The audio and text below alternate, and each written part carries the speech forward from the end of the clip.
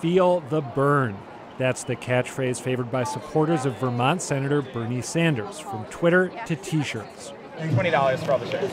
And last night in Dewey Square, where the group Boston for Bernie held a rally that drew about 400 people, there were moments when the Bern felt downright soothing. Feel the ground beneath your feet and feel the breath coming into your body. It also felt a lot like Occupy Boston, which took over Dewey Square back in 2011.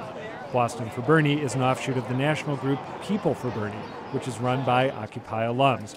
And for some of the people in attendance, Sanders' presidential campaign picks up right where Occupy left off. I want my students graduating from university without debt.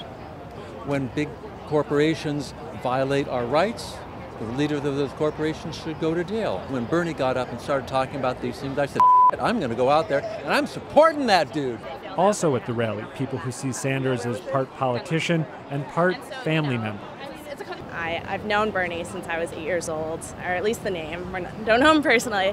He's a man of the people. I think that he speaks for the everyday, average American. For the record, she's also a fan of Massachusetts Senator Elizabeth Warren, and she's not alone. You know, I've always been a Warren fan. I've also always been a Bernie fan, and I'd always said in my own mind that I could vote for either one. Of course, as she repeatedly told us, Warren isn't running for president, but Hillary Clinton is. And on Dewey Square, she was persona non grata. Hillary sat on the board of Walmart in the early 90s. This is not a candidate that we can and should support as union members. And then there were the people who want to give the world as a whole an extreme makeover. In this very racist, very heterosexist, very adultist society. Whether that mix of idealism and anger can push Sanders to the Democratic nomination is debatable. But in a way, he's already given his supporters a victory.